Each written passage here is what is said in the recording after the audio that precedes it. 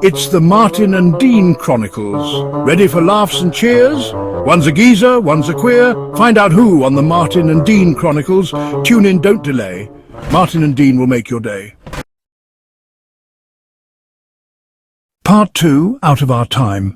Chapter 7, Croydon to Berlin. The pub stinking of sweat, beer and bad decisions. It's packed with rough dock workers, a few soldiers on leave, and old men who look like they've never smiled. As Martin finishes his swing number, Dean wasn't the only person looking pissed off. The pub dies. Not literally, but close. Pints stop mid-air. The bartender stops pouring. A sailor looks like he just saw his mother explode. A huge dock worker with fists like ham shuffles forward, his expression blank. The fuck was that? Martin takes a bow. Silence. A knife gets casually stuck into a table. A soldier exhales cigarette smoke like a man deciding if he's about to commit a hate crime. Jesus fucking Christ, Martin! A low murmur spreads, words like queer as a clockwork orange and poofter circulate. Dean jumps to his feet, claps loudly, and shoves his way to Martin, slapping a hand on his back like he's just some harmless idiot and not a man seconds away from being curb-stomped. Well, wasn't that just the treat of the century? You don't see that every day, lads. You know what else you don't see every day? A couple of fine gents, us, buying you all around. Oh, but look at the time, we need to head off. Dean slams down a load of cash on the bar and looks at the barman. Get everyone what they want. Sadly, we need to be going. He yanks Martin toward the door as grumbles turn to real threats. Someone smashes a pint. A chair scrapes aggressively. They bolt. Outside. The pub door swings open behind them and angry shouting spills out. Dean practically shoves Martin into their Ford Anglia, fumbling with his pocket knife like a man about to piss himself in fear. Dean hissing, trying to start the car. You stupid, suicidal twat. This is the second time I've had to drag your ass out of trouble for being... Dean glances around, lowers his voice. Very fucking queer in public. Martin just grinning. I was just adding a bit of razzle-dazzle to the day. Not sure how many times that I should have to tell you. It's 1939, Martin. You can't go waltzing into a pub full of men who've been drinking since Tuesday and start singing like you're auditioning for a fucking Broadway show. The engine roars to life just as the pub door slams open again. Someone yells, "There they are!" A pint glass shatters on the pavement beside them. Dean floors it. Oh, come on. I bet at least one of them was tapping his foot. Tapping his foot, wondering how hard to kick your skull in. They tear down the road, leaving angry shouts behind them. The headlights cut through the London fog as Croydon Airport looms ahead. Dean swerves into a side street, screeching to a halt. They leap out, leaving the car idling like an abandoned crime scene. They sprint toward the terminal, dodging the occasional bewildered traveller. Behind them, they arrive towards the check-in desk. As they're standing at the crowded check-in desk, a line of passengers behind them impatiently shifting about. Dean, wearing a slightly crumpled suit and a devil-may-care grin, steps up to the counter and leans on it like he owns the place. Martin stands behind him, fiddling with his tie, looking deeply uncomfortable. All right, love. Me and my pal here need 2 first-class tickets to Berlin. Top priority, life or death situation. The air hostess barely looking up. Life or death? So the entire plane is fully booked, let alone first class. Fully booked, but you've got 2 men of monumental importance standing right in front of you. I'm sure I do, but unless someone cancels, I can't do anything. Dean leans in closer, lowering his voice. Cancel, you say? Can we step out back for a moment, have a quiet word? The air hostess looks at him skeptically, but is intrigued by his roguish grin. She glances around and reluctantly motions him to follow her. Dean winks at Martin. Hold tight, Martin. Big D's got this. Martin stands frozen at the desk as Dean follows the air hostess behind the counter and out of sight. The murmurs of passengers grow louder as they wait. Martin gives an apologetic smile to the person behind him. He's, sorry, he won't be long. Meanwhile, in a dimly lit staff hallway, Dean turns on the charm full blast. Dean leaning against the wall. Look, love, you've got this whole authority vibe going on, and I respect that, but here's the deal. We've got to get on that plane, and I reckon I can make it worth your while. The air hostess crossing her arms. And how do you plan on doing that? Well, I've got a certain reputation for leaving people very satisfied. I'm a geezer, after all. Ha ha ha. Cut back to Martin, awkwardly standing at the desk, hearing faint laughter and other noises from the back hallway. Dean then emerges, slightly dishevelled but grinning like a Cheshire cat. Dean pats Martin on the shoulder. Sorted Martin. What did you do? Gave us some persuasive arguments. The air hostess pulls out a phone and dials the cockpit. Captain, I've just received word that 2 war heroes need first-class seats to Berlin. Yes, it's urgent. I suggest we remove 2 passengers. The air hostess then shortly reappears, after several minutes, straightening her uniform and avoiding eye contact with anyone. The captain storms up to the desk moments later, his face stern and commanding. Where are they? The air hostess gestures to Dean and Martin. Right here, Captain. All right, I'll handle this. The captain strides toward the gate and whispers to 2 well-dressed passengers in first class. A heated argument ensues and security arrives to escort the couple out. This is a disgrace. Do you know who I am? Yeah, and now you know who we are, war heroes. Martin whispering furiously. Dean, you said we were war heroes. Dean shrugging. Not yet, but it's called thinking ahead, Martin. The air hostess hands them 2 first-class boarding passes, smiling coyly at Dean. He tips his imaginary hat at her. You're a star, love, truly. As they walk toward the gate, Martin grabs Dean by the arm. This is insane. What happens when they realize we're just 2 blokes with no war stories? Then we make some up. Don't worry, Martin. I've got enough charm to carry us both. They board the plane and sink into plush first-class seats. Dean pours himself a glass of champagne while Martin fidgets nervously. Dean raising his glass. To Berlin, Martin, and to being bloody legends. Martin shaking his head. You're going to get us arrested. Arrested? Nah. Worst case, I'll sweet-talk us out of it. First class, Martin. This is how life's meant to be lived. The plane takes off as Dean relaxes and Martin clutches his armrest in disbelief. As Dean and Martin are sitting in first class, surrounded by luxury they clearly don't belong in. Dean's shoes are off, he's lounging with a glass of champagne, and his roast duck à l'orange is nearly demolished. Martin sits stiffly beside him, looking like he's waiting for the hammer to drop. Dean sipping champagne. You see, Martin, this is the bloody life. Champagne, duck, and enough legroom to do a cartwheel if I wanted. Martin hissing. Dean, you lied to an entire airport. Dean waving him off. Lied? That's harsh. I like to think of it as improvising under pressure. Martin leaning closer, whispering. Improvising? You told them we're war heroes. That's not improvising, that's fraud. Fraud's only illegal if you get caught, Martin. And what happens if we do get caught? Dean leaning in, pointing his fork at Martin. Look, shut the fuck up for a minute, you silly poof. How else are we getting to Germany, eh? You think Einstein's just gonna pop over to Croydon for a pint? No, poof. We're here, we're first class, and we're getting shit done. Fine. But when this all goes tits up, I'm blaming you. Fair, just make sure you blame me while sipping champagne and eating duck. Martin reluctantly picks up his fork and tries the duck. His eyes widen in surprise.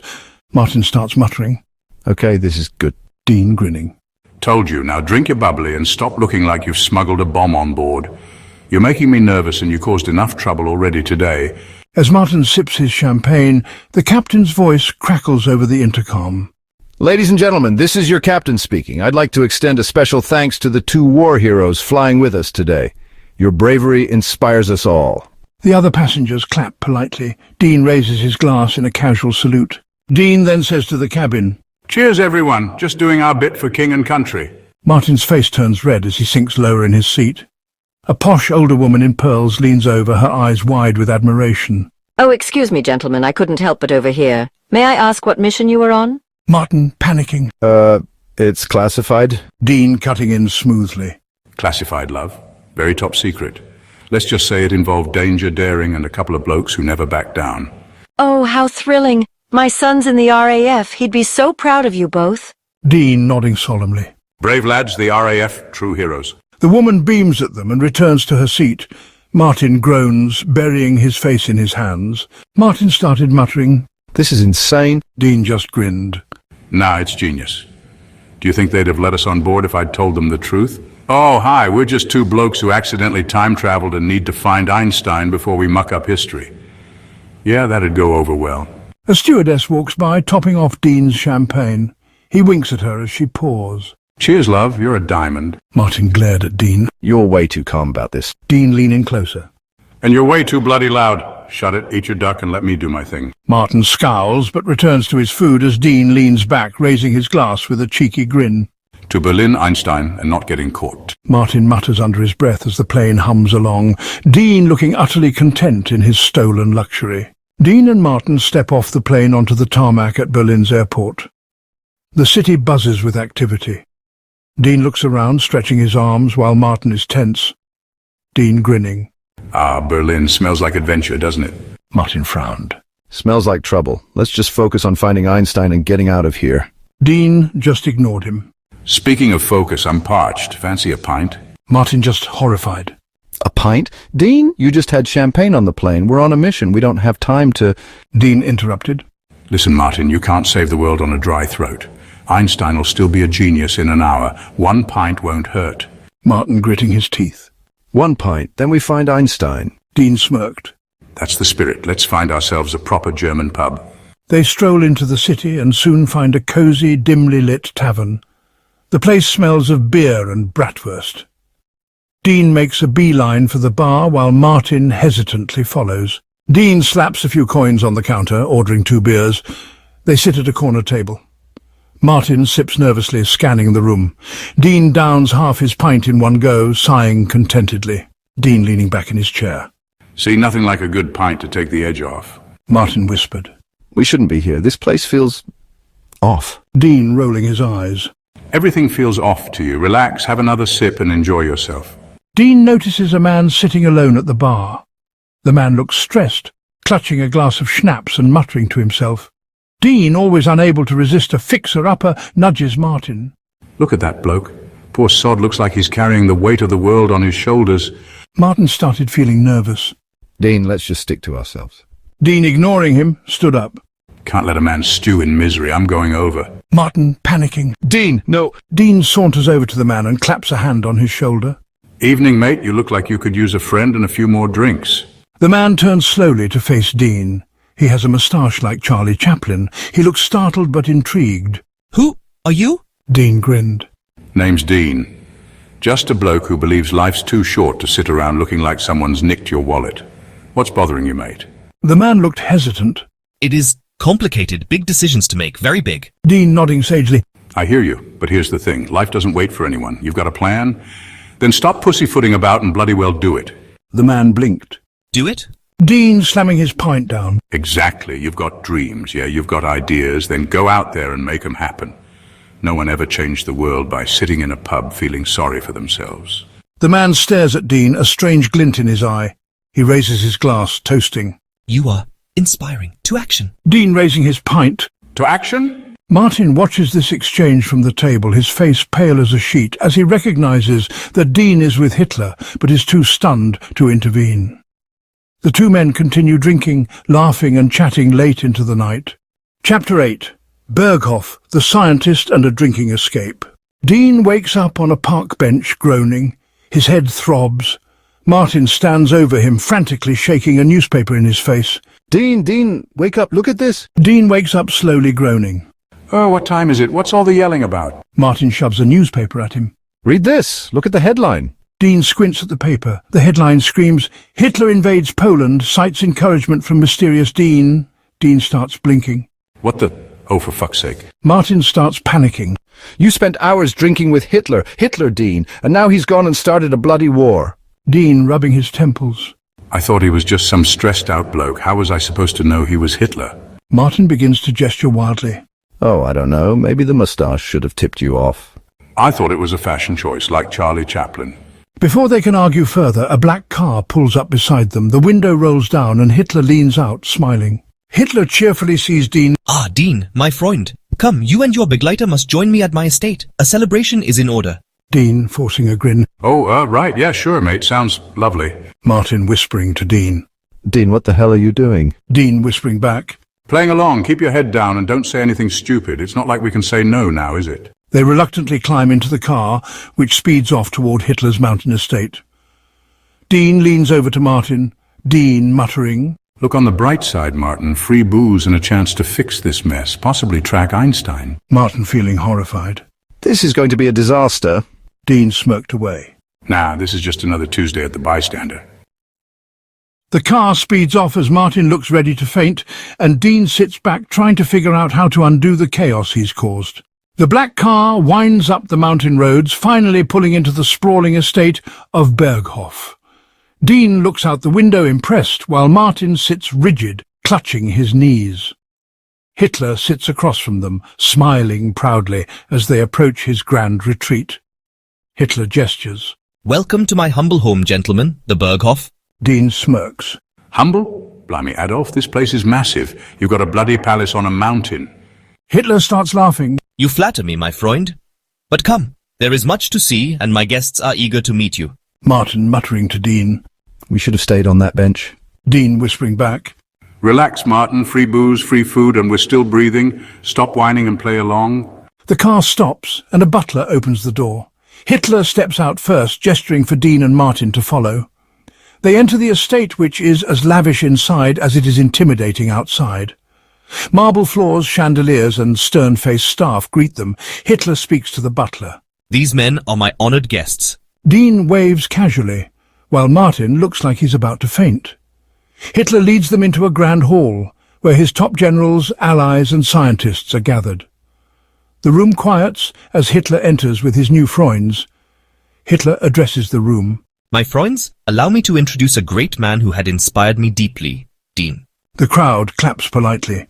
Dean raises a hand in a casual wave, grinning. Martin offers a weak nod, trying to avoid eye contact with anyone. Dean whispering to Martin. See, they love us. Martin whispered back. We're going to die. Hitler smiling at the two of them. Please, mingle, enjoy yourselves. If there is anything you need, simply ask. As the party resumes, Hitler is pulled aside by one of his generals. Dean scans the room and spots a group of scientists, including Werner Heisenberg standing near a table of hors d'oeuvres, Dean nudging Martin. Right, I'm off to chat with the brainy lot. You, try not to embarrass yourself. Martin just panicked.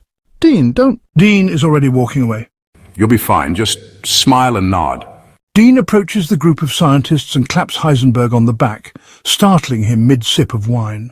Evening, mate. You look like the clever sort. What's your game? Heisenberg, startled, quickly replies. I am Werner Heisenberg. I work in theoretical physics. Physics, eh? Love a bit of science. Listen, you wouldn't happen to know where I could find Einstein, would you? Heisenberg scowls at Dean. Einstein? That swine? He defected to America, abandoning Germany and the pursuit of knowledge here. Dean taken aback. Oh, bugger, that's a pain.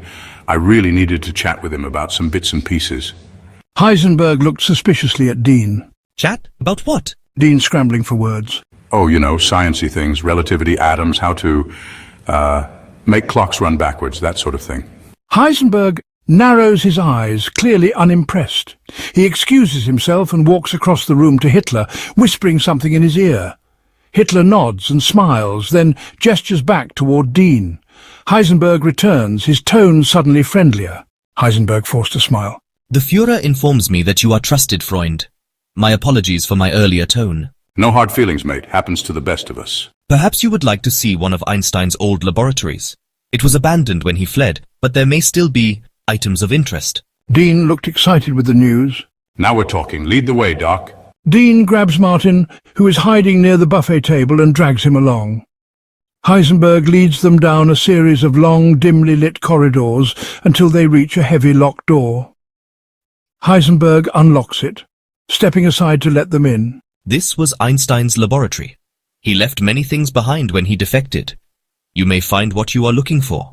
Heisenberg leaves, closing the door behind him. Dean and Martin stand in the dusty, cluttered lab, surrounded by strange equipment and stacks of papers. Dean and Martin start to rifle through old papers and blueprints covered in dust. Martin sneezes violently, knocking over a pile of notes. Martin starts grumbling. Why is it so dusty? It's like no one's heard of a bloody feather duster. Shut up, Martin. Don't worry about dust. Just look, will you? After searching some more, Dean finds a sketch. Well, there doesn't seem to be anything else useful in here. Only this sketch drawing that looks similar to the device that we have. I guess it's a start. Oh, great, nothing but just a sketch. We don't even know where Einstein is. Dean slaps Martin on the back. That's where you're wrong, Sunshine. Heisenberg just let it slip. Einstein defected to America. That means he's there, probably in some top-secret lab sipping tea with the Yanks. Brilliant. So all we need to do is casually pop over to the most secure country in the world during a world war, let alone get out of Hitler's estate. I've got a plan, and it's fucking mental. Dean and Martin return to the party. They stand in the middle of a grand Nazi banquet hall, surrounded by Hitler's inner circle, Generals, scientists, and all manner of sinister pricks sipping expensive wine and plotting world domination. A massive chandelier looms overhead, and a live orchestra plays some pompous Wagner bullshit in the background. Dean claps his hands together and grins. Right, step one, I get these Nazi bastards so wankered they can't even remember their own war crimes. Step two, you nick the keys to Hitler's car. What? No, why the hell am I the one nicking keys? Why can't I get them drunk? Because you look like an innocent little twat, and I can outdrink the entire Third Reich. Dean, these are actual Nazis, the worst of the worst, the evilest pricks in history. Even better, nothing funnier than getting the world's biggest assholes blackout drunk and stealing their shit. This is a bloody nightmare. Welcome to World War II, Martin. Now get moving. Martin sighs and sneaks off toward the coat rack, muttering curses under his breath. Meanwhile, Dean strolls up to Hitler and his cronies, who are deep in conversation about military strategy. He claps his hands loudly, interrupting. All right, lads, enough of that depressing war bollocks. Let's get absolutely smashed. The generals blink in confusion. Hitler, looking intrigued, tilts his head like a curious dog. Smashed? Yeah, you know, off your fucking tits. Pissed, bladdered. So drunk you wake up in Poland wondering how the fuck you got there. The room goes awkwardly silent. A few generals side-eye Hitler nervously. Then suddenly Hitler bursts out laughing. Ha ha ha ha! You are very funny, Herr Dean. I like this idea. More drinks. A butler hurries over, pouring glasses of schnapps. Dean immediately downs his in one gulp, slamming the glass on the table. The generals exchange looks before hesitantly following suit. One of them coughs violently. That's the spirit. Another round. The drinking contest begins. Within minutes, half the Nazi high command is in absolute shambles. Goering is loudly singing a German folk song, Himmler is trying to argue with a coat rack, and Hitler, red-faced and giggling, is attempting to teach a tipsy Rommel how to waltz. To bad decisions. Everyone cheers. Hitler hiccups violently. Dean, you are the best friend I have ever had. Cheers, mate. Now be a pal and sign this completely unimportant document while you're at it. Dean slides a piece of paper over. Hitler, now absolutely shit-faced, squints at it, nods solemnly and signs without reading. You are now Allgemeine Dean. Brilliant. No fucking idea what that means, but I'll take it. Meanwhile, across the hall, Martin is rummaging through Hitler's coat, frantically searching for the car keys. He pulls out a weirdly small comb, a dog biscuit, and what appears to be a half-eaten pretzel. For Christ's sake, why does this man have the pockets of a demented toddler? Finally, he finds the keys and lets out a triumphant whisper yell. Bingo, you fascist arse! Just then, a heavily inebriated general stumbles past, nearly knocking him over. Martin quickly shoves the keys in his pocket and tries to look innocent, which only makes him look suspicious as hell. Back at the bar, Hitler is drunkenly explaining his brilliant ideas for the future, most of which sound utterly batshit. And after we conquer the world, we build a giant pyramid in Berlin, like the Egyptians, but bigger, much bigger. Dean pretending to be fascinated. Oh yeah? And what would you put inside it? Hitler pauses. It's more pyramids. Dean deadpan replies. Genius. Absolute fucking genius. Just then, Martin rushes back, breathing heavily. I got the keys, let's go. Great work, Martin. Guess what? I just got Hitler to sign official documents making me a fucking Allgemeiner. What is an Allgemein? No clue, but it's official as shit. I reckon it means I'm some kind of officer. Jesus Christ, you absolute lunatic, let's go. They sneak out, but before leaving, Martin hesitates. Martin turns to Dean with a serious tone. Dean, we could end it all right now. I've got the keys to Hitler's car. I could just floor it, run him over, and the war ends today. Dean staring at him. Martin, no. But Just no. it would... Poof, we change history like that. We could wake up in a world where sentient, 40-foot-tall Nazi snails run the planet. Do you want Nazi snails, Poof? No, Dean, I do not want Nazi snails. Exactly. Now let's get to the airfield before I sober up and realize how fucking stupid this plan is. They both get into Hitler's car and race off down the road. They arrive at a Nazi airfield. Dean, still officially an Allgemeiner, confidently waves his signed document at a confused German pilot. Guten Tag, mein, Flugzeugfreund. We require immediate transportation to the U.S. Embassy. Top secret mission. Very important. Führer approved. He winks. The pilot hesitates but sees Hitler's drunken signature on the paperwork and instantly salutes. Jawohl, Herr Allgemeine. Moments later, Dean and Martin are in the aircraft, flying out of Nazi Germany in a stolen aircraft, leaving behind a blackout drunk Hitler and a trail of chaos. Oh, I can't believe that actually worked. Martin, you'd be amazed what you can get away with when people think you're important. They high-five as they soar toward America, knowing full well this is just the beginning of their time-traveling mess. Chapter 9. U.S.A. BlackSite. The aircraft rattles through the sky as they enter U.S. airspace. Inside, Dean is lounging in a seat, smug as hell. Martin sits beside him, stiff as a board, fidgeting nervously. At the controls, a young German pilot who looks like he'd rather be anywhere else grips the yoke with white knuckles. They're going to shoot us down, entering U.S. airspace in a Nazi plane. We are going to die. Ja, most likely. See? Even the pilot agrees. Dean sipping from a stolen Nazi flask. Jesus, Martin, have some faith. I've got this. With all due respect, Herr Dean, you are an idiot. And yet I'm still the one making the plans. Funny how that works. The radio suddenly crackles to life. Unidentified Nazi aircraft, state your purpose or prepare to be shot down. Dean grinning, leaning into the mic. Ah, yes, hello there, Uncle Sam. This is General Awesome Geezer Dean, and we are on a critical mission. I must speak with Albert Einstein immediately. General Awesome Geezer Dean? You gotta sell it, Martin. Silence. Then in the distant, a roar of approaching aircraft engines sound. They're sending fighters. What are you mumbling, Hans? My name is Klaus, not Hans. I am praying. We are going to be shot down. Yeah, Hans, Klaus, whatever you're called, we will be fine. We're getting an escort. Or an execution squad. Turns out it was neither. Instead, it was a first-class ticket to an undisclosed military black site. The aircraft lands with screeching tires, and suddenly military boots start stomping nearby. The moment they opened the door, a bunch of angry Americans decided to introduce them to the pavement. Hoods thrown over their heads as they struggled. Oh, great, yeah, let's just throw a fucking hood over us. Love the hospitality. This is why no one likes you Americans. Dean, shut up. They're all thrown into cells. Doors being slammed shut after, then silence, which seemed like hours. One of the cell doors then creaks open. Heavy boots walk in. A gruff, unimpressed interrogator starts talking. He points at Martin. Take that one first and put their pilot in the other holding cell. Frank will deal with him. Where are you taking him? Shut the fuck up. They grab Martin and take him to another room.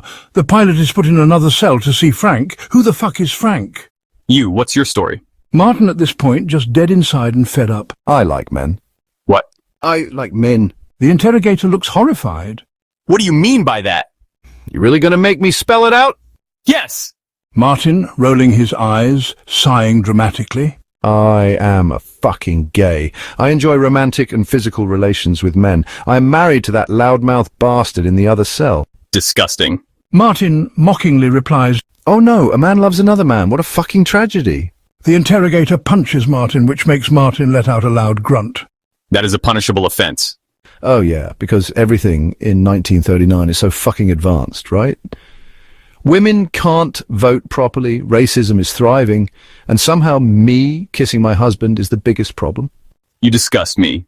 Oh, I disgust you. You work for a country where people keep eating fucking canned meat. That's the real crime here. Enough! Martin gets dragged out of the room and thrown back into the cell. Martin groaning, bruised but smug. Well, that was a fucking thrill ride. Dean for once being a bit concerned. You good? Yeah, got punched for being gay. Ugh, classic. Your turn, dickhead. Don't do anything stupid, Dean. Me stupid never, unless it's funny as hell. Dean gets dragged into the room. A chair scraps across the floor. We know about your relationship with that man. Oh, for fuck's sake, not this again. So you admit it? Admit what, that my husband is a homosexual? Yes, Sherlock, gold star for you, dickhead. And what about you? I'm not gay. Then why are you married to a man? Because he is more than a friend, you thick-skulled gobshite. Doesn't mean I want to suck a dick. That makes no sense. Neither does your entire fucking interrogation. What's next? You're gonna ask me if I fondle oranges seductively just because I like fruit? Stop deflecting. Why are you pretending to be a German general? Why do you need Einstein? Prick, it ain't pretend. I'm a alderman. If I told you why, you'd never believe me. Try me. All right. Dean leans in with a most serious look in his eyes. I am from the fucking future. You think I'm an idiot? I don't think it. I know it. Talk. Now, what are you planning? I got a better idea. Take this, you cunt. Dean headbutts the interrogator. A scuffle breaks out, chairs flying. Somehow, through sheer bastard energy, Dean is winning this fight. Guards rush in and grab Dean. Put him in his fucking cell. Dean is thrown back into the cell. Dean, you okay? What happened? You're bleeding. We are so totally fucked. I'm fine, Martin, even better. Dean, grinning away, holds up some keys. Martin, my dear, my sweet sarcastic nightmare, we are so not fucked. Dean unlocks the cell. Martin and Dean had just pulled off an impeccable, if improvised, escape. Armed with a stolen keyring and Dean's absolute lack of self-preservation, they were sneaking their way through the underground BlackSite, past dimly lit corridors, guards who clearly failed their training, and a ventilation system that smelled like a dying raccoon. Dean whispering, very cocky-like. See, Martin, flawless plan. Martin whispering back, but unimpressed. You head-butted a man, stole his keys, and hoped they'd work. That wasn't a plan. That was a concussion in progress. And yet here we are, not dead, so technically I'm a genius.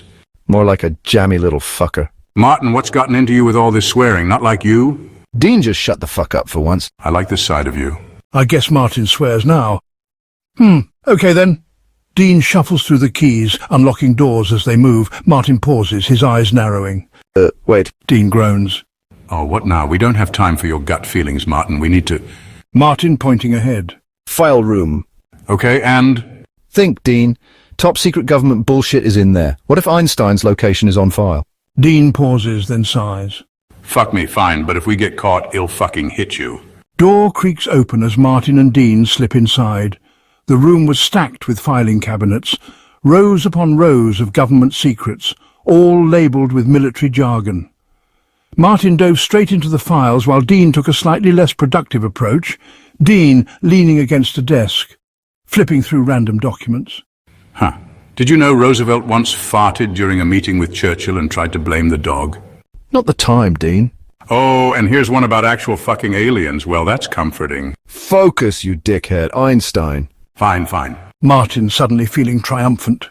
Got it. Albert Einstein, Princeton, New Jersey, 112 Mercer Street. You beautiful, devious bastard. I know. Now let's get the fuck out of here before... In the distant footsteps start approaching. Well, shit. Move now. They sprinted out of the file room and back into the dim corridor. Just as they were about to take off toward the exit, Martin then halts suddenly. Wait. Again with the fucking waiting? Martin starts gesturing to a side hallway. The other cells. So? Klaus. They didn't have to save Klaus. Frankly, Dean was perfectly content leaving him to rot. But Martin, ever the soft bastard, insisted they turn a corner and skid to a stop in front of a cell. Martin grimacing. Jesus. Inside, Klaus looked like absolute shit. His uniform was tattered, his face was bruised, and he was slumped against the cold concrete, muttering in German. Well, he's looked worse. When? Okay, fine, he looks like complete shite, whatever. Let's bust him out before I start feeling bad about it. Keys rattle. They open cell door. Klaus groggy, mumbling in German. Ich hasse alles. Dean leaning down, smirking. Well, if it isn't Hans, Franz, Dieter, whatever the fuck your name is, ready to stop sulking and help us steal a goddamn helicopter? Klaus groaning, barely lifting his head. You are the worst people I have ever met. That's fair. Now get up. We're busting out. Martin and Dean hoist Klaus to his feet. I cannot fly. They broke my ribs. Oh, for fuck's sake, you stop moaning. We'll find you some morphine or vodka, whichever make you feel better faster. Or both. I vote both. Alarms blaring and a klaxon screaming. Shit, move. With Klaus half limping, half being dragged by Martin, they bolted through the facility like rats in a maze. Dean was mostly leading the way, based on absolutely nothing except bad instincts and luck. Where the fuck is the exit? You don't know? Do I look like I have a fucking map? Klaus weakly wheezing. Try the big hangar doors. Oh, try the big fucking hangar doors. Why didn't I think of that? Heavy doors bursting open, wind howls as they step into the hangar, and there it was. Sitting in the middle of the hangar, looking like the answer to their prayers, a goddamn helicopter, Martin feeling relieved. Oh, thank fuck. Oi, Klaus, can you still fly that thing? Klaus clutching ribs, grunting, Yeah, with a lot of pain. Dean grabbing him and dragging him toward the cockpit. Yeah, cry about it later. Just get us the fuck out of here. Helicopter blades whirring to life. Soldiers shouting from behind, they start to fire. Move, move, move! The helicopter lifts off just as bullets ricochet off the floor. The hangar disappears below them. Dean laughing like a madman. Woo, fuck you, America! Jesus Christ, Dean, do not scream that while we're going to New Jersey. And just like that, our highly dysfunctional trio was on their way to Princeton, New Jersey. Their destination? Albert fucking Einstein. Helicopter lands. The bid farewell to Klaus. They head to Einstein's address and knock on the wooden door. The door creaked open, revealing the man himself. Wild-haired, bushy-moustached and wearing slippers. He stared at them, blinking in silence. Einstein, mildly annoyed, thick German accent. If you are here to sell me vacuum cleaner, I tell you now, I do not want vacuum. Dean, grinning, nudging Martin. See, told you he'd be a grumpy old bastard. Definitely a genius. Martin, ignoring Dean, feeling desperate. Professor Einstein, we need your help. Einstein, squinting at them. You look like trouble. Dean, grinning wider. Oh, you have no fucking idea.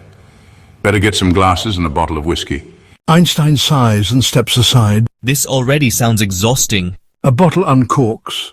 Liquid pours into glasses. A fire crackles in the background. Einstein poured them each a generous helping of whiskey, because frankly, nothing about these two screamed stable individuals. Dean, already feeling very fucking comfortable in the great scientist's home, leaned back in his chair, swirling his drink like a proper arsehole. Einstein, taking a sip, eyeing them warily. So, who exactly are you two? Dean, legend. Geezer, this is Martin. A bit of a twat, but still all right. Martin sighing, rubbing his temples. For fuck's sake. Dean ignoring him, leaning forward. Listen, Albie, we're not from this time. Einstein, raising an eyebrow. Oh? And where are you from? The year 2020. A heavy silence. The clock ticks in the background. Einstein, deadpan, sipping whiskey. Well, how interesting and totally unbelievable. My theory of relativity shows it's impossible. Dean, grinning, lifting his glass.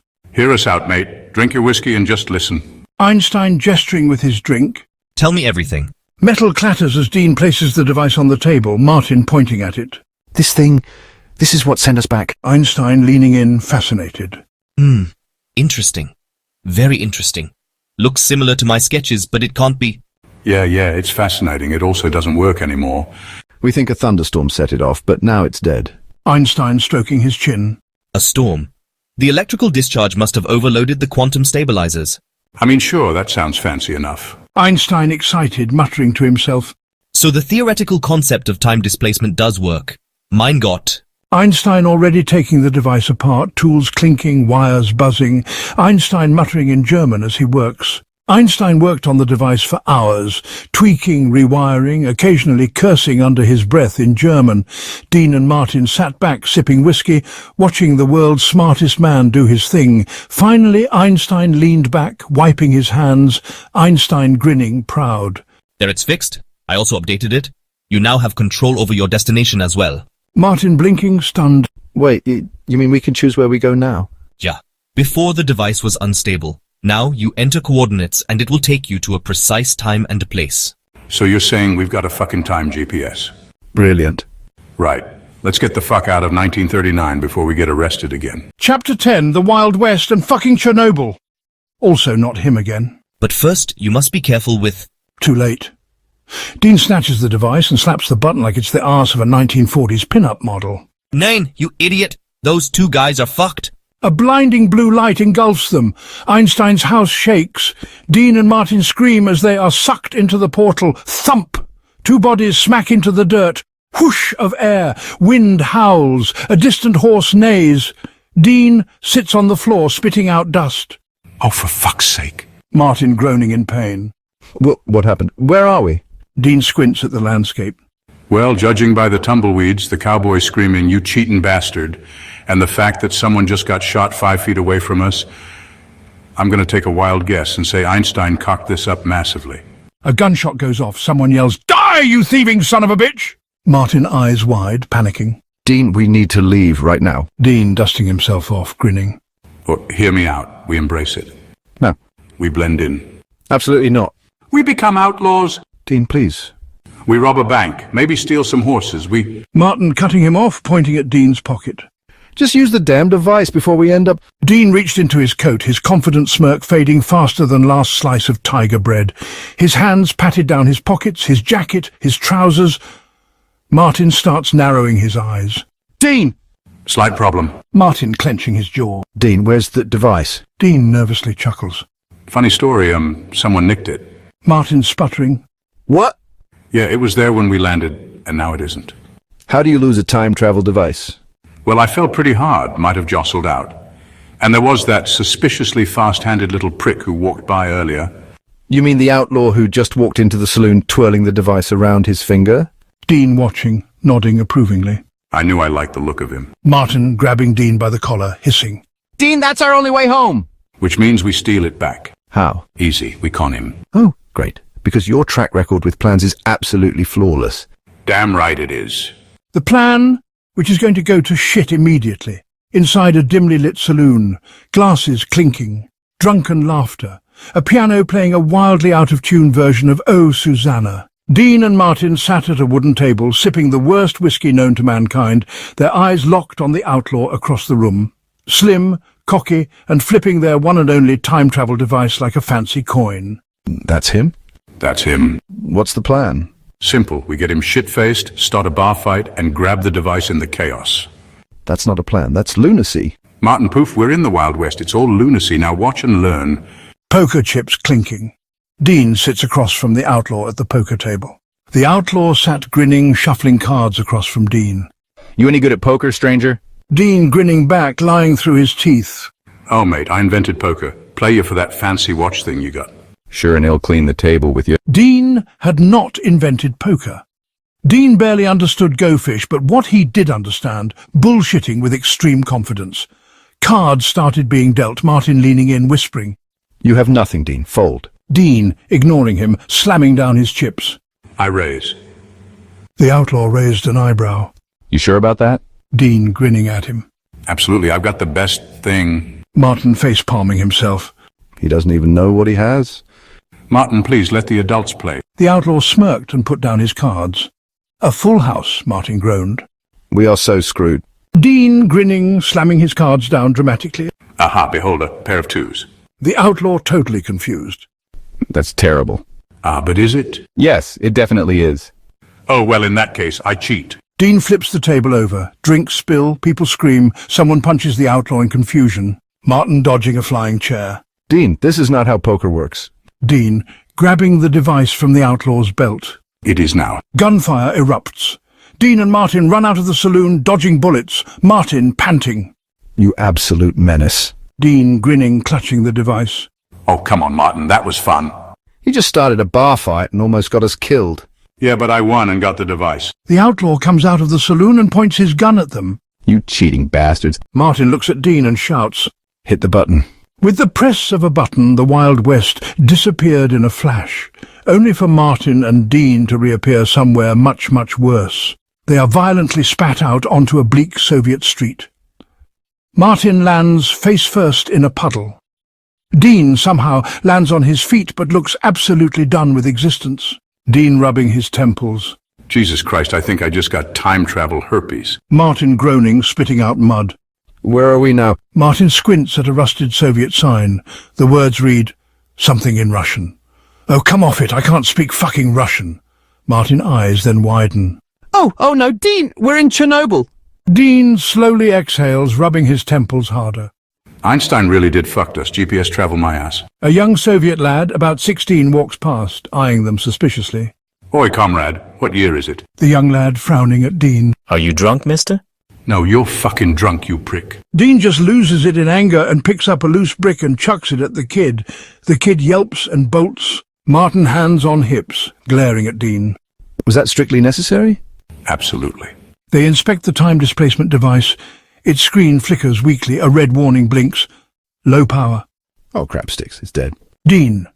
Squinting at the tiny screen requires plutonium. They both slowly turn their heads toward the Chernobyl nuclear power plant looming in the distance. Dean sighs, rubbing his face. Right, we're stealing radioactive death juice. We better settle in. 1 month later, a dingy Soviet apartment. The walls are cracked. The furniture is cheap and miserable. There's a radio playing some depressing Soviet music. Martin sits at a rickety table, flipping through a Russian newspaper. Dean is lying on the couch, wearing only his underwear and Ushanka hat, drinking straight from a vodka bottle. Martin starts to read aloud. Glorious Soviet bread production up by 12%. Capitalist pigs in America build tallest building. It will soon collapse under the weight of their greed. Oh, here's one for you.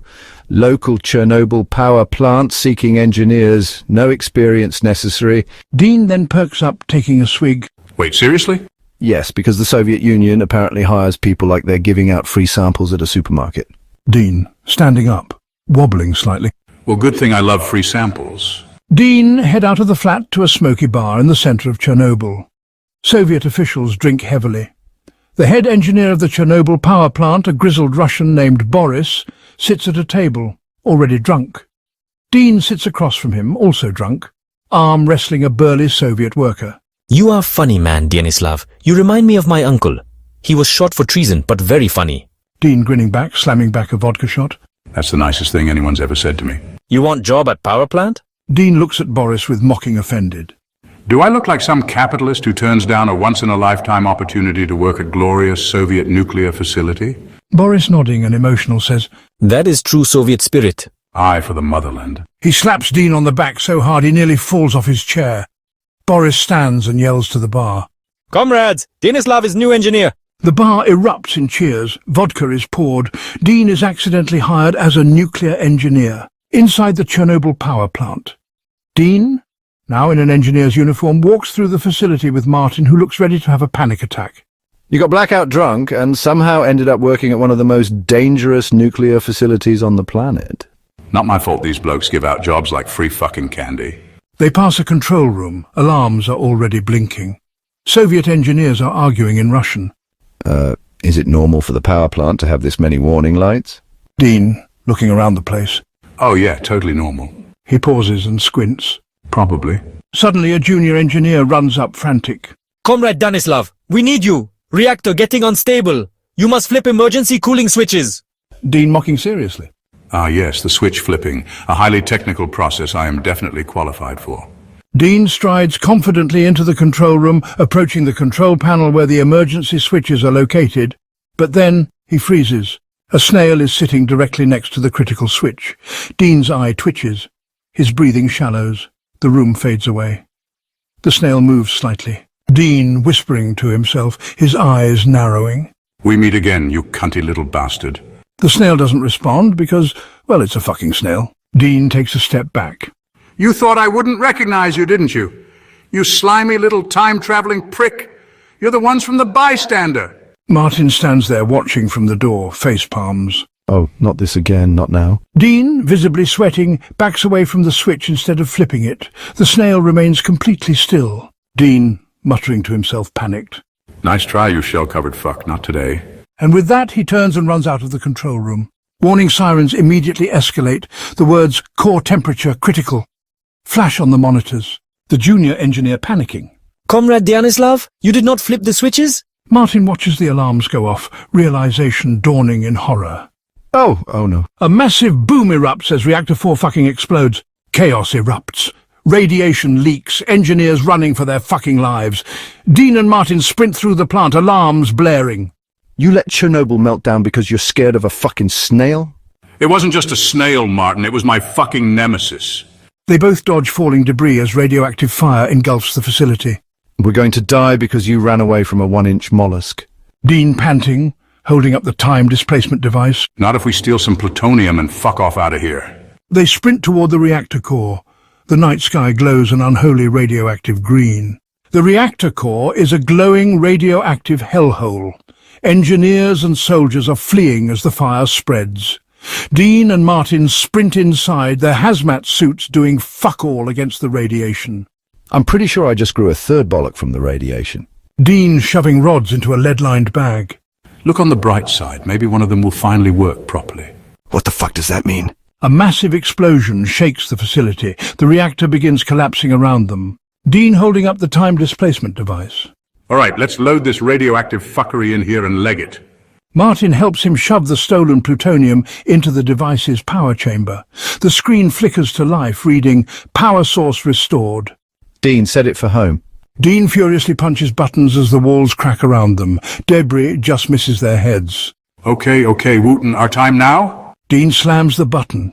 A blinding blue light engulfs them as the reactor fully detonates, then travel out into Wootton. Wait, this isn't Wootton. Berlin, April the 30th, 1945. The bunker is a miserable, claustrophobic tomb. The walls shake with distant explosions. The Reich is in ruins. The air is thick with smoke, gun oil, and failure. A single dim lamp flickers over a desk where Adolf Hitler sits, his pistol shaking in his hand. His sunken eyes stare at nothing. Eva Braun is already dead in the corner, her body slumped like an afterthought. Hitler exhales, lifting the gun to his temple. When suddenly, flash! The entire room lights up in a surge of blue energy.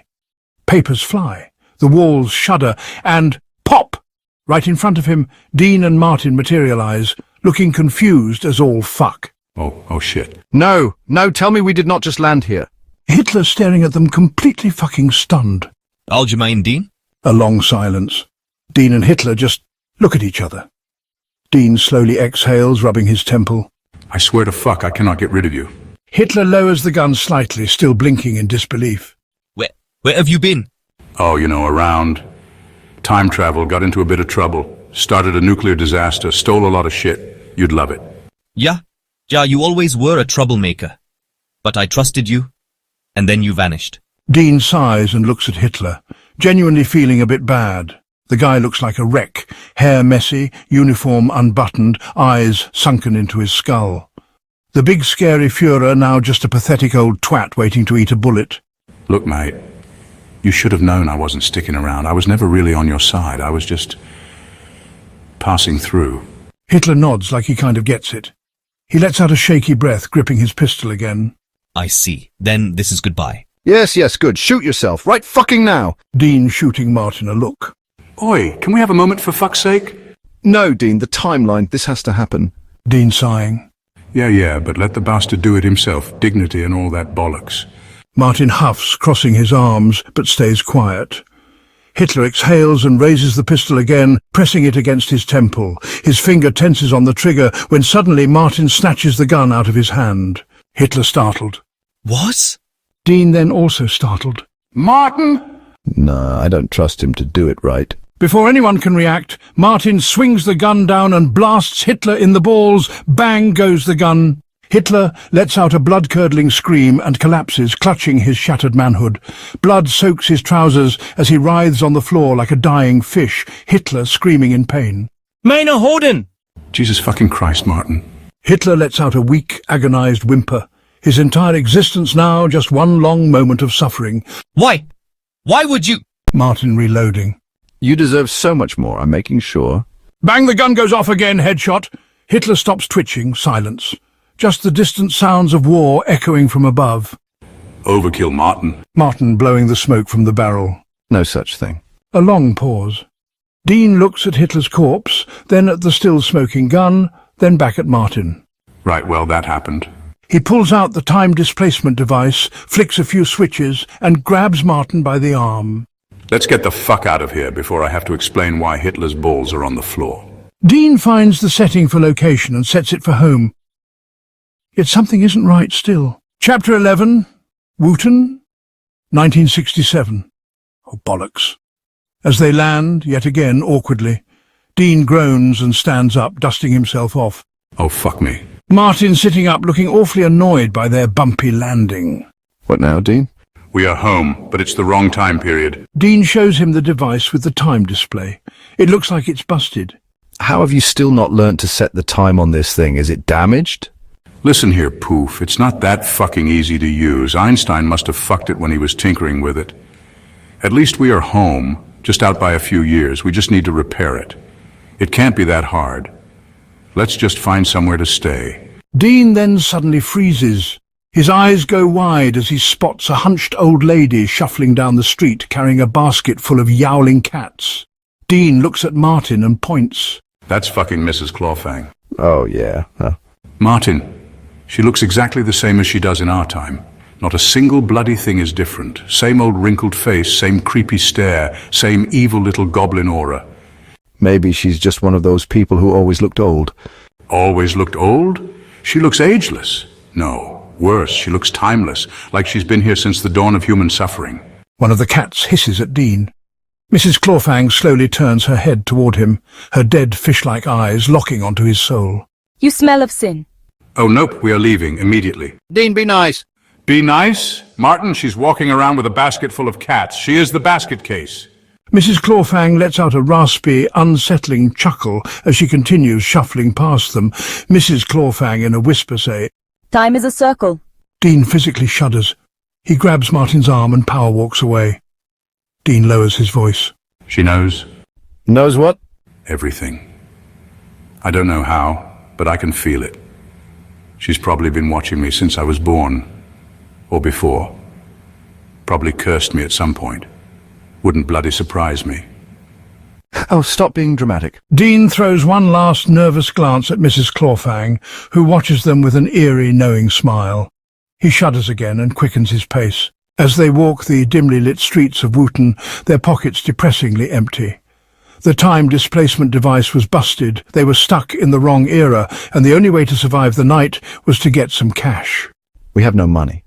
We have no legal money. That's the same thing. Not if you have initiative, Martin. Dean stretched his arms like a man without a care in the world, then casually turned his attention to a few unlucky souls on the street. A distracted businessman checking his pocket watch, a woman fumbling in her purse, a drunk swaying outside a pub, a wallet practically hanging out of his coat. Dean cracked his knuckles. Right. Time for some good old-fashioned redistribution of wealth. You mean theft? Tomato, tomato. Martin, as I said once before, steal from the rich for a geezer in need. Before Martin could argue, Dean was already moving. With the speed of a seasoned pickpocket, he relieved a man of his wallet, swiped a few loose notes from a distracted gambler, and lifted a coin purse from a woman too busy lighting a cigarette to notice. He returned to Martin with a satisfied grin. And just like that, we're back in business? Martin pinched the bridge of his nose. You had to steal, didn't you? Unless you fancy explaining time travel to a bank and opening an account under Mr. Not Technically Born Yet, then yes, I bloody well had to steal. Martin sighed, but took some of the money anyway. Fine. Let's just find somewhere to stay before you end up getting us arrested. A short while later, they found a modest hotel and booked a room. As they stepped inside, Martin took in the surroundings. It was small but livable, except for one minor issue. There's only one bed.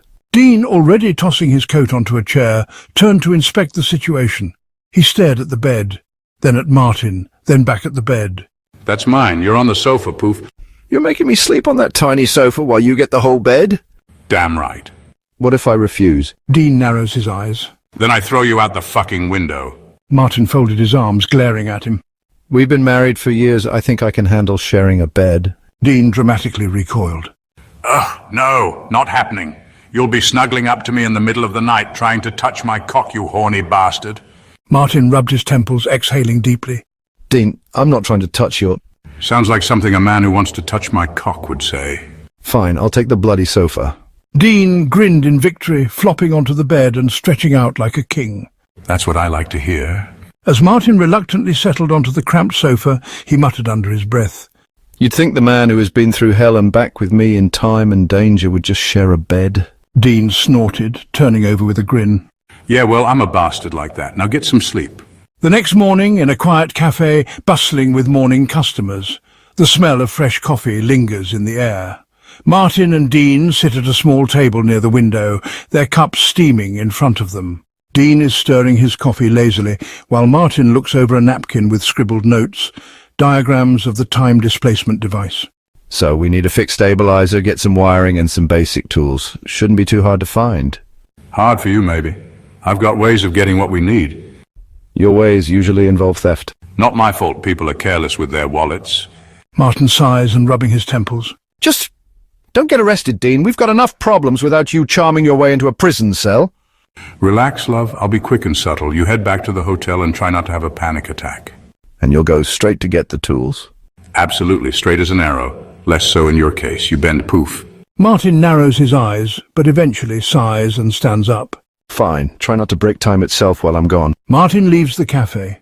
Dean watches him go, then immediately turns toward the counter where a stunning young waitress is taking orders. I may as well have some type of fun while I'm here. Well, hello, Angel. The waitress turned to him with a warm, practiced smile. Morning, love. What can I get for you? Dean leans against the counter, smirking. Depends. Does breakfast come with you sitting in my lap? The waitress snorts. Cheeky. You always this forward? Only when I see something worth my full attention. The waitress rolled her eyes but smirked as she grabbed her notepad. You want food or just the flirting? Both. But if I had to choose, I'd say the company's more important. The waitress tapped her pen against her chin, feigning thought. All right, Mr. Charmer. You buy me a drink after my shift, and we'll see if you can keep up. Dean grins. Oh, sweetheart, I don't just keep up. I set the pace. I'll wait for you. The waitress chuckled and walked off to put in his order. Dean watched her go, admiring every step. Dean waits, in the alley behind the cafe. The only sounds are the occasional passing car and the low murmur of a distant radio. The back door swings open and Barbara steps out, wrapping her coat around her shoulders. She lights a cigarette and exhales slowly, glancing around. Told you I'd be waiting. The waitress raises an eyebrow. You always this persistent? Only when it's worth it. She chuckles, taking a drag. You're not from around here, are ya? What gave me away? The accent, the devastating good looks, the raw, untamed masculinity? The waitress laughs, shaking her head. More like the arrogance. Guilty as charged. There's a brief silence. The waitress eyes him up and down, lips curving slightly. So, are you going to just stand there all night or actually make a move? Dean flicks his cigarette away, stepping closer. Sweetheart, I set the pace. She barely has time to smirk before he grabs her by the waist and pulls her in. Their lips crash together, her hands tangling in his hair as he presses her against the cold brick wall. Cocky bastard. You love it. Before long, things escalate. Dean hoists her up, gripping her thighs as her legs wrap around his waist. Their breathing turns ragged, the cold air doing nothing to cool them down. The waitress name badge falls to the floors. It reads, Babs. Not wasting time, are you? Time's a luxury, love. And with that, he gets to work, raw-dogging her against the wall, like a man with no regrets. Later that evening in the hotel room, Martin sits at the table, inspecting the broken time displacement device, wires and components scattered around. The door swings open. Dean strolls in, looking smug and satisfied. He tosses a small bag of tools onto the table. Got the tools. Martin barely looks up, focused on the device. What took you so long? Had to negotiate a bit. Martin rolls his eyes but doesn't press further. He grabs the tools and starts tinkering. This thing's more delicate than I thought. If the temporal stabilizer fails completely, we're stuck here. Dean kicks off his shoes and flops onto the bed. Where did you learn all this shit? And oh, I don't know. 1967 ain't so bad. Some things about it are very nice. Martin shakes his head, adjusting some wiring. I paid attention to Einstein when he was fixing it. Anyway, 1967, my mum was in Wootton around this time and probably working in a cafe. Dean, mid-stretch, suddenly freezes. His entire body goes rigid. A cafe, you say? Yeah, I thought of it. When we was out earlier, best not bump into her. Dean sits up, his smirk fading as his brain starts making the worst connections possible. Your mum? Yeah, 18 years old, working in some cafe. Always said some bloke got her pregnant and then disappeared. Dean's face drains of colour. He stares at the ceiling in utter horror. Oh, fuck. Martin keeps working, not noticing Dean's soul leaving his body. Yeah, my dad was some mystery man. Got her pregnant, then buggered off before I was born. Dean is running calculations at light speed. Dean starts thinking in his head. That can't be right. That can't be her. Barbara? Was the waitress called Barbara? The Barbara I know is a miserable, moaning old cunt. He shakes his head violently. More thoughts race in his head as he repeats himself. No, the waitress. Surly that isn't Barbara. The woman I just banged was hot. Absolute sex on legs. The Barbara that I know is a bitter old cow who looks like she's been chewing wasps for 50 years. Dean starts breathing heavily, his head to explode in thoughts. But if that was Martin's mum, and she got pregnant in 1967, and Martin was born the year after... Dean's hands grip his head. He whispers to himself. I just raw-dogged the shit out of her gash. My own husband's mum. Am I Martin's dad? Martin finally looks up and sees Dean staring at the wall in wide-eyed horror. Why are you sweating so much? Dean stiffs and starts laughing nervously. I am not sweating. Martin squints at Dean. Are you okay? You look like you've just seen a ghost. Dean almost choking. Something like that. Martin shrugs and goes back to the device. Dean just sits there staring at the floor, his whole existence shattered. I need a fucking drink. Dean grabs a bottle and starts gulping quite quickly. Moments later, the hotel room is now a mess of scattered tools, wires and components. The time displacement device sits on the table, half disassembled, as Martin carefully reattaches a circuit board. Dean is pacing, rubbing his temples, still pale and rattled. There's no way. No bloody way. That was just some random bird, not Martin's mum. That'd be insane. That'd be... Done. Dean jumps up startled. Oi, Poof, don't bloody do that. Martin rolls his eyes, flipping the device over and inspecting his work. The stabilizer should be fixed. We can finally go home. Dean claps his hands together, desperate for an escape from his spiraling thoughts. Right, brilliant. Let's get the hell out of this hippie-infested nightmare before I lose my mind. Martin adjusts a few dials on the device. Setting coordinates. Year 2020. Wootton, our time. Dean leans in, watching carefully. You sure? We don't want to end up in the bloody Jurassic era or something. It's fine. I triple-checked. Martin pushes a button. The device whirs to life, glowing brightly. Energy crackles around them as a faint humming fills the air. Ah, music to my ears. Let's blow this joint. They step into position, gripping onto each other as the device reaches full charge. 3, 2, 1. Martin presses the final button. The room flashes with blinding light. The light fades. The sound of machinery humming fills the air. Dean and Martin blink, adjusting to their surroundings, only to realize they are definitely not in 2020 Wootton. They both stand in a massive futuristic cityscape. Towering buildings stretch into the sky, neon lights glow from holographic billboards, and flying cars zip overhead. The streets below are clean and metallic. What the absolute bollocks is this? Martin looks down at the device in confusion. Oh. Oh, what do you mean, oh? What did you do? Martin squints at the screen. Might have swapped the 0 and the 1. Dean snatches the device and gapes at the display. Instead of 2020, it reads 2120. Dean stares at Martin. You absolute idiot, Poof. Martin scratches the back of his head sheepishly. At least we're not in the past anymore. Dean throws his hands in the air. Oh, fantastic. Yeah, brilliant. We're only 100 bloody years too far. Suddenly, the device starts beeping. Dean looks at the screen, power source depleted. Great. Now we need to go on a fucking quest to sort out its power shortage. Chapter 12, it's the bloody future, mate. The futuristic city around them buzzes with activity. Glowing signs flickering with advertisements in languages Dean can't read, and sleek flying vehicles zipping overhead like high-speed mosquitoes. The air smells weird, too clean, too processed, like someone Febrezed the hell out of a place that should have smelled like car exhaust and hot trash. Martin takes in the towering buildings, his eyes wide with curiosity. Guess we're in the future, all right. Seems almost too clean. Like, is this real, or are we trapped in some overpriced dystopian theme park? Yeah, well, I hope this place sells time travel batteries because we're about to be stranded in whatever sanitized hell this is. Martin crosses his arms. Oh, yeah, I'm sure it'll be a cinch. We'll just waltz into a store and ask for 1 unit of time travel juice, please. And they'll hand it over like we're buying a bloody candy bar. Dean shoots him a glare.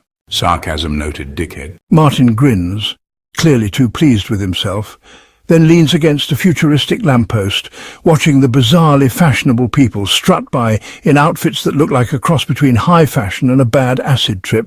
While you're out hunting for the magical power crystal or whatever, I think I'll take a little self-guided tour. I mean, how often do we get free tourism in the future? Dean levels him with a look. Just don't get yourself fucking in trouble again. I swear, you're like a goddamn stray cat with 9 lives, and I'm the asshole who keeps having to drag your ass out of danger. Martin throws him a mock salute. Duly noted. And with that, he saunters off down the busy street, leaving Dean to grumble and swear under his breath as he trudges off in search of a power source. After what feels like an eternity of wandering through neon-lit chaos, Dean finally spots a dingy little store sandwiched between 2 sleek modern buildings. The sign above the door blinks sporadically. Electromagic, fusion cells, parts, and more. Dean lets out a relieved sigh. All right, Electromagic, don't fucking disappoint me. Inside, the store is a goddamn mess.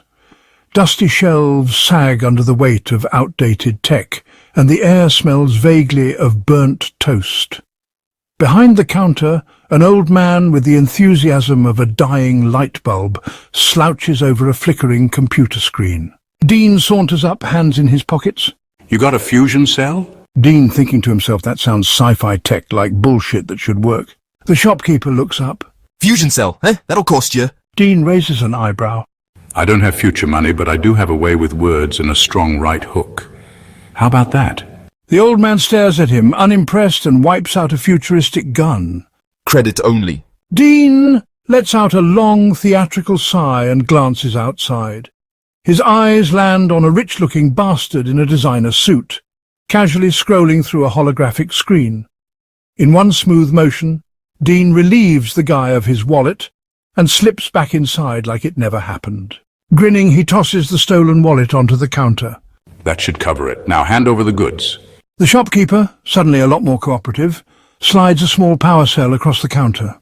Pleasure doing business. Dean snatches it up, smirking. Dean loads the fusion cell into the device. The screen boots up. New power source detected. Initializing reboot. This shall take some time. Then something outside catches Dean's eye. Across the street, a neon-lit lounge flickers enticingly. The sign reads, "Virtual escapes, live your fantasy." Curiosity piqued, he mutters to himself. What's this now? Virtual reality?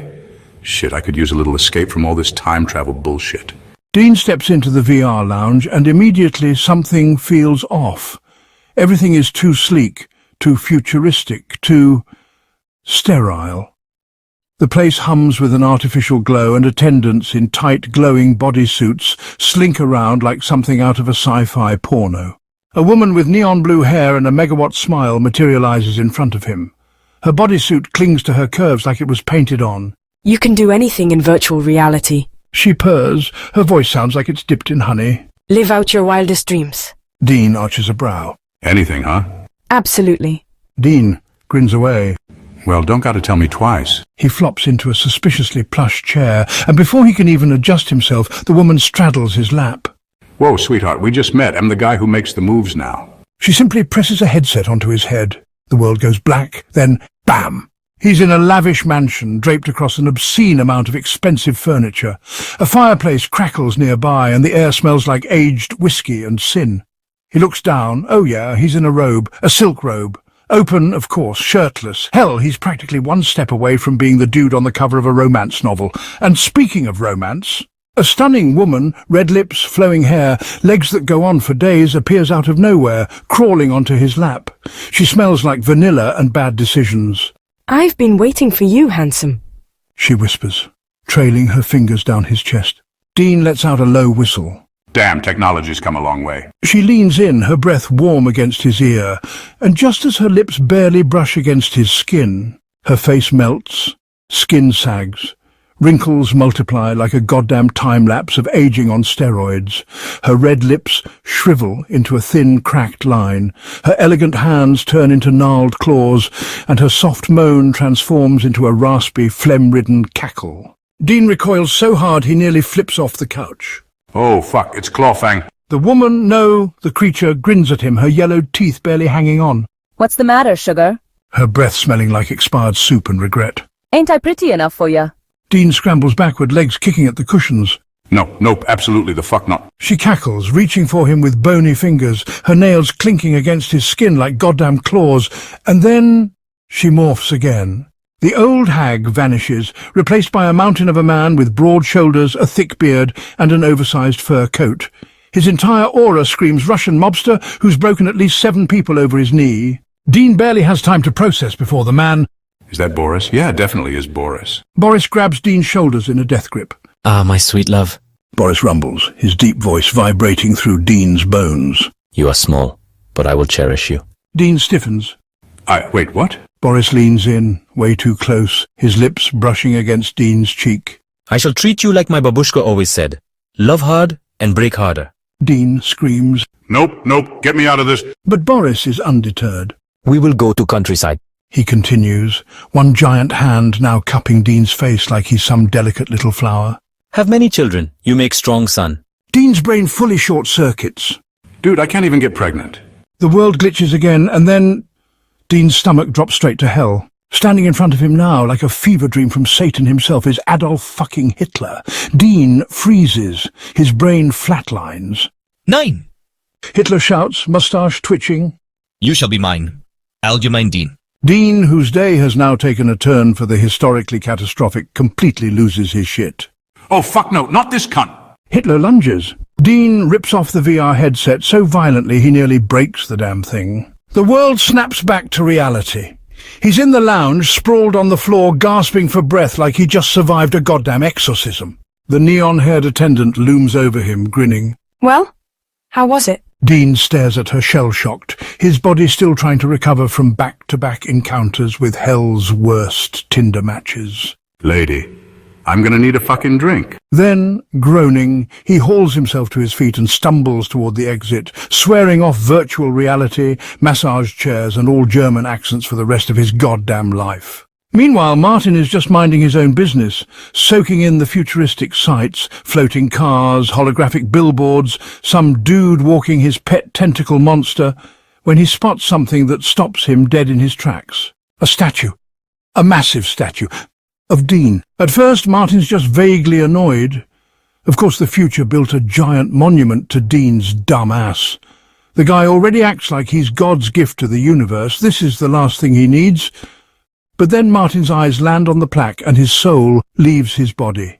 He reads it aloud. General Dean, Saviour of the Galactic Snail War 2110. Martin blinks, then blinks harder. The what war? His brain refuses to process this information. He stares at the statue again, trying to convince himself he's reading it wrong. He is not. There Dean stands, 20 feet tall, trenchcoat billowing like some kind of snail-slaying warlord, face carved in the perfect chiseled likeness of a goddamn legend. His boots are planted firmly on a pile of defeated snails, some small, some as big as a car, their slimy, defeated bodies frozen in eternal humiliation. Martin's jaw unhinges. Nope. He turns on his heel and power walks the fuck away. This cannot be real. The last thing I needs is Dean finding out he was some kind of galactic war hero against space mollusks. The man's ego is already bad enough. If he learns the universe worshipped him as some kind of slug-slaying savior, I will never hear the end of it. Plus, the mere mention of snails will probably send Dean into a spiral of snail flashbacks and blind panic attack. Later that evening, Martin and Dean reunite in a neon-lit bar that looks like someone stuffed a rave and a spaceship into a blender. Holographic waiters hover around, serving glowing drinks that definitely shouldn't be FDA approved. The walls pulse with colours that change depending on the bass drop, and the patrons range from shady-looking humans to creatures that may or may not have extra limbs specifically for drinking more alcohol. Dean slams the device onto the table like it's a priceless artifact, his smirk cocky as hell. Got the goods. He leans back, stretching his arms. It's ready to go, but first, let's drink to my continued success. Martin eyes him, unimpressed. Your definition of success is literally just didn't get arrested today, isn't it? Dean lifts his drink. Indeed, Martin, it looks like you stayed out of trouble, too. They toast. Dean downs his shot of something violently blue, shuddering as it burns through his insides like liquid regret. Jesus, what the hell is in this? Dean squints at the menu, trying to focus. Martin checks the tiny futuristic screen on their table. Something called nebula vomit. Says here it's distilled from fermented space fruit and mildly toxic to small mammals. That explains a lot. Before either of them can process what this means for their livers, Martin spots it. Oh my God. He grips Dean's arm like he just saw the face of God. They have karaoke. Dean groans, already exhausted. Don't. Martin grins like a fucking menace. To... Before Dean can physically restrain him, Martin stumbles onto the stage like a man possessed. A holographic song menu appears in front of him, listing thousands of choices from ancient Earth ballads to bizarre intergalactic anthems. The first notes hit. The crowd turns. The bar falls silent as Martin launches into an off-key, aggressively emotional performance about love, betrayal, and absolute fucking bedlam. Dean facepalms so hard he nearly concusses himself. This is going to be a long fucking night. I've walked through war, I've danced with death, felt the BlackSite's frozen breath. Chernobyl's fire lit up the sky, a mushroom cloud, don't ask me why. Through the dust, through the fight, through the ages, through the night, one thing held me, kept me true. Dean, my love, it's always you. Time's a bloody ride, spinning out of control. From six-gun duels to nuclear souls, I shot off Hitler's balls, saw the 60s swing. But with you, love, I'd face anything. Cowboys cheered, the flappers swayed. I drank with outlaws, debts unpaid. Through neon lights and bombs of war, still found you love like times before. Through the dust, through the fight, through the ages, through the night, one thing held me, kept me true. Dean, my love, it's always you. Time's a bloody ride, spinning out of control. From six-gun duels to nuclear souls, I shot off Hitler's ball, saw the 60s swing. But with you, love, I'd face anything. The clock hands break, the years collide, but you're still right here by my side. No matter where or when we land, you and me still hand in hand. Time's a bloody ride, but we're still holding tight. Through war and fire, through day and night, from past to future, love won't fade. Dean, with you, I'm not afraid. No matter when, no matter where, you and me, we're always there. The crowd go wild for Martin's song. See, I got skills, Dean. I don't want to hear it. Dean pulls out the device and sets the device for home. We are going home. Finally, Dean hits the button, and off they go. As they are travelling down the time stream, something hits them. They both get thrown out of the time stream. They land and suddenly a big explosion in the background goes off. Join us to continue the adventures by hitting subscribe. If you enjoyed our exploration, give us a like and share your thoughts in the comments below.